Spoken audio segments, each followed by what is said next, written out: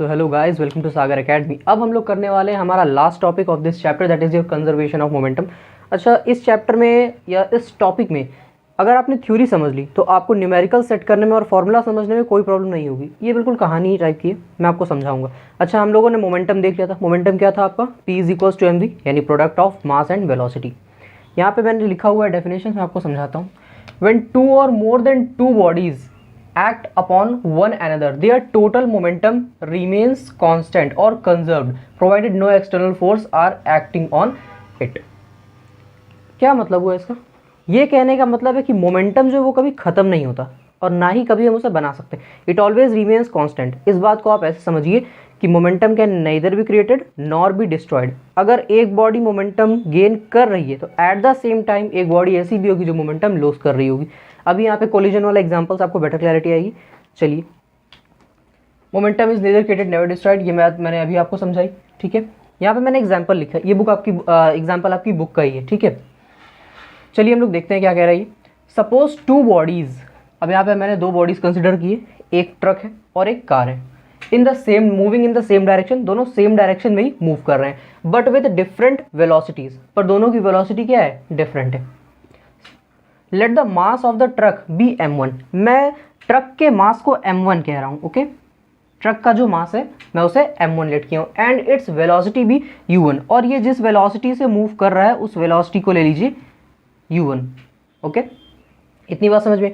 तो इसके अकॉर्डिंग अगर मैं इसका मोमेंटम निकालूँ तो वो क्या हो जाएगा? Momentum will be m1 into u1। यही बात मैंने यहाँ पे लिखी, so that it's initial momentum will be m1 into u1।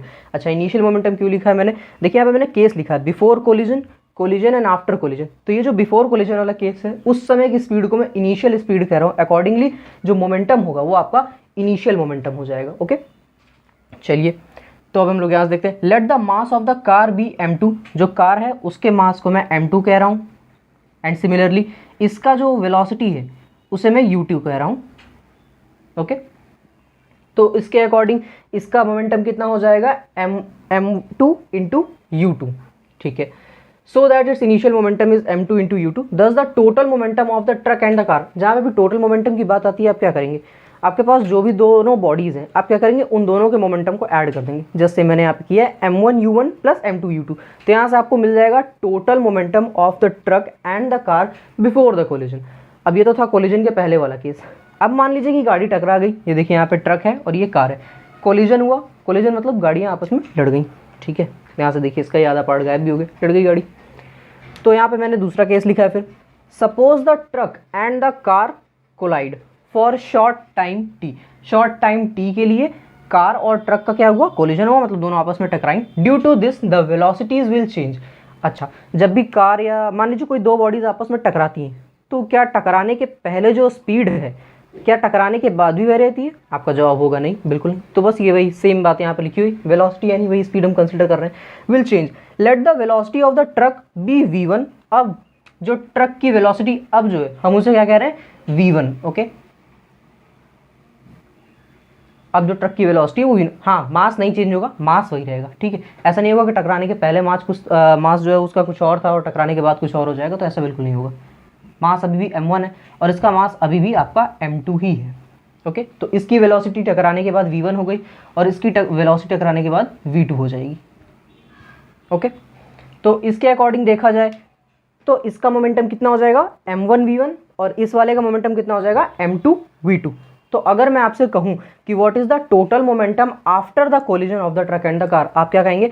m1 v1 plus m2 v2। Okay, so I hope आपको ये वाला सारा समझ में आ गया होगा। अब हम लोग इसके आगे देखने वाले हैं कि हम इसे डेराइव कैसे करेंगे। ठीक है, अभी यहीं पे एक और फैक्टर आएगा, वो फोर्स वाला, वो मैं आपको वहीं समझाता हूँ। तब तक के लिए मैं इसे इरेज करने वाला हूँ, आप चाहे तो उसका स्क्रीनशॉट ले लीजिए, मैं साइड हो जाता हूँ। सो चलिए गाइस, अब हम लोग देखते हैं हमारा ये वाला केस। ठीक है, ये केस वही है, बस उसके आगे वाली बात है। अभी तक मैंने आपको क्या बता दिया कि एक ट्रक है, एक कार है, बिफोर कोलिजन में उसका मास m1 है और ये वाले का मास m2 है। उससे पहले उसकी वेलोसिटी u1 है, कार की वेलोसिटी u2 है। कोलिजन होने के बाद मास तो वही रहेगा, मास चेंज होने से वेलोसिटी इस ट्रक की v1 हो जाएगी, इस ट्रक की इस कार की v2 हो जाएगी। तो इसका जो टोटल मोमेंटम हो जाएगा m1 v1 plus m2 v2। इस वाले का जो टोटल मोमेंटम है वो आपका हो जाएगा m1 u1 plus m2 u2। अब जब ये कोलिजन हो रहा है, मैं पहले आपको एक छोटी सी बात बता देता हूँ, तब से बताना चाह रहा था।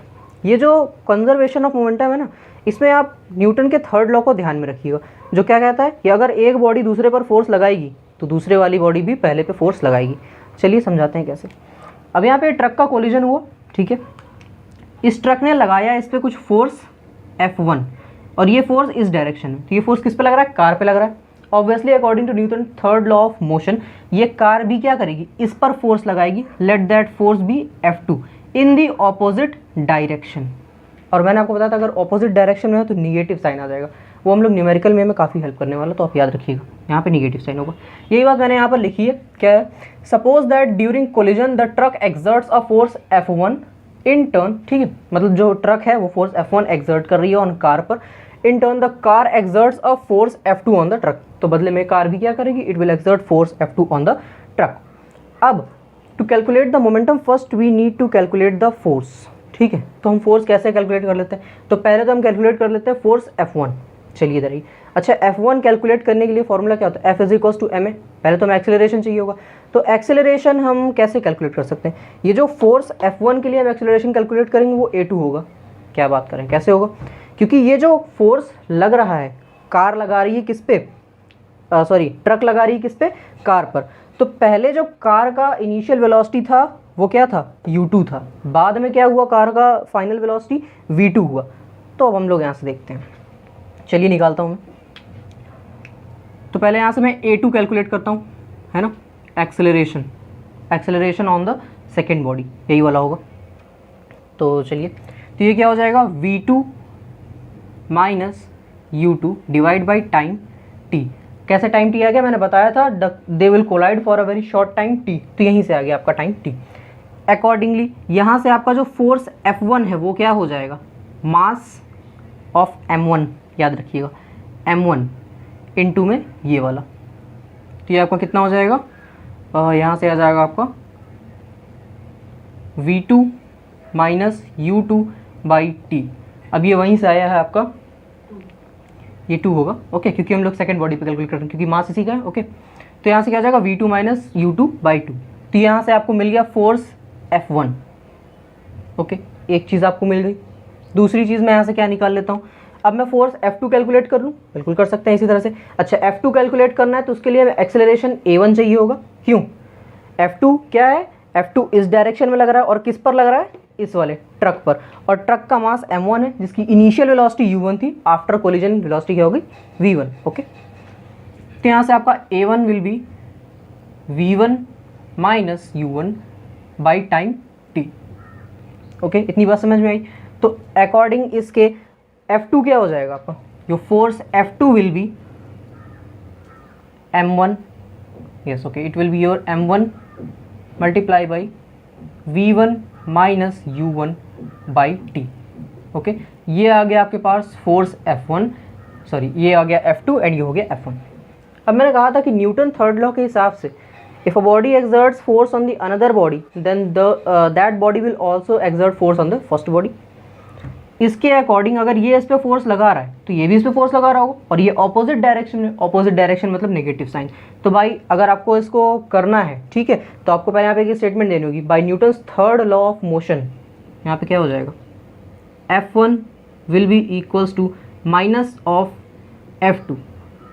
अब इसका रीज़न मैंने अभी बताया आपको क्यों, ठीक है। If F1 is equals to F2 तो क्या मैं इन दोनों वैल्यूज़ को पुट नहीं कर सकता हूँ यहाँ पे, बिल्कुल कर सकता हूँ, चलिए करके देखते हैं। इतनी बात पे कर लेता हूँ,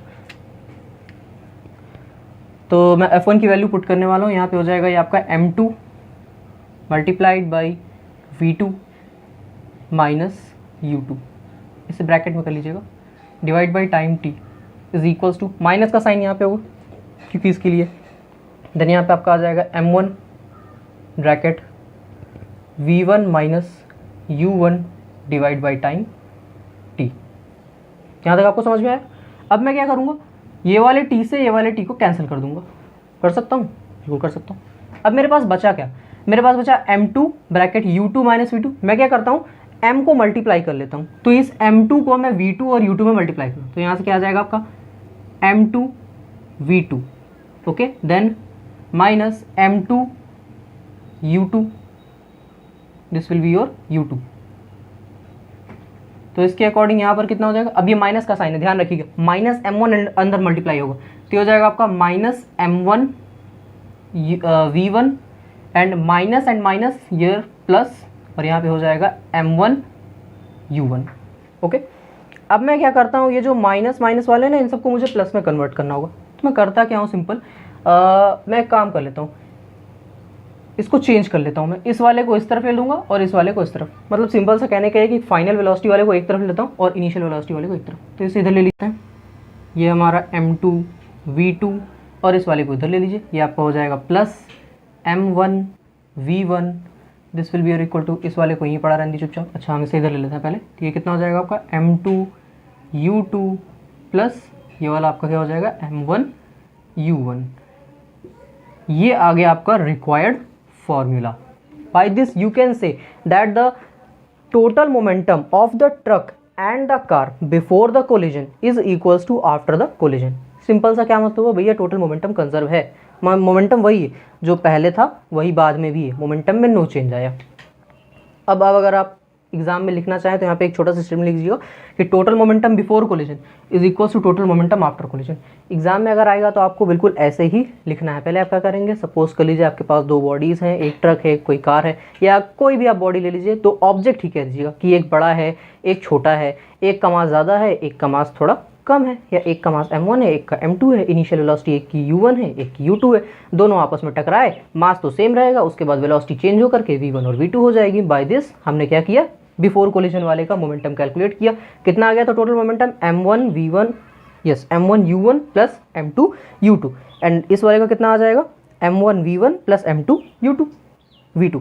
ओके, उसके बाद हम लोगों ने क्या किया, यहाँ पे हम लोगों ने देखा कि हमें फोर्स भी निकालनी पड़ेगी।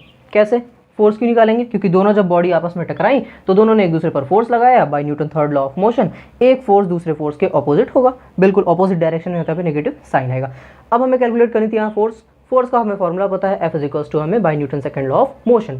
फोर्स निकालने के लिए हमें एक्सेलरेशन पता होना चाहिए, एक्सेलरेशन हमने यहाँ से निकाला A2 क्यों निकाला, बात तो F1 की कर रहे हैं, तो सिंपल लॉजिक है यार, ये F1 है, ये जब इस बॉडी को पुश करेगा इसका वेलोसिटी कितना है, अभी U2 है, बाद में V2 हुआ, तो ऑब्वियसली जो हम एक्सेलरेशन निकालेंगे वो A2 ही आएगा। ओके, तो ये फोर्स यहाँ से हमने निकाल लिया, F1 is equals to M2 into V2 minus U2 by T। Similarly हमने क्या किया, फोर्स F2 भी कैलकुलेट कर लिया, कितना आ गया था, F2 is equals to M1 into V1 minus U1 by T। By this Newton third law of motion, F1 is equals to minus of F2, हमने वैल्यूज़ को पुट किया और इसे थोड़ा सॉल्व किया, तो उसके बाद हमें यहाँ पर मिल गया। ओके, हाँ, अब आप यहाँ पे कह सकते हैं कि जो टोटल मोमेंटम है वो कंजर्व है। इसका डेरिवेशन एग्जाम में पूछ लिया जाता है कई बार, 4 मार्क्स में या 5 मार्क्स में, तो आप इसका स्क्रीनशॉट ले लीजिए, मैं साइड हो जाता हूँ।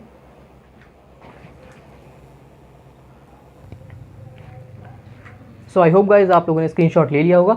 ये हमारा लास्ट टॉपिक था। अब नेक्स्ट वीडियो लेक्चर्स में हम लोग करने वाले हैं इससे रिलेटेड न्यूमेरिकल्स, और हो सकेगा तो मैं पिछले टॉपिक से भी न्यूमेरिकल्स ज़रूर कराऊंगा। ये टॉपिक बिल्कुल इजी था, इसमें बस आपको क्लैरिटी होनी चाहिए कि क्वेश्चन कह क्या रहा है, और अगर एक बार आपने थ्योरी क्लियर कर ली तो आप इससे सारे क्वेश्चन भी सॉल्व इजीली कर पाएंगे। नेक्स्ट वीडियो लेक्चर्स हो सकता है तो मैं 2 वीडियो लेक्चर्स डाल दूंगा, या अगर कोशिश करूंगा एक में हो जाए। मैक्सिमम क्वेश्चन मैं आपको कराऊंगा NCERT प्लस आपके एग्जाम्पलर दोनों के क्वेश्चन, और कुछ क्वेश्चन मैं अपने से भी डालूंगा उसमें। तब तक के लिए do like share and subscribe our channel. Thank you.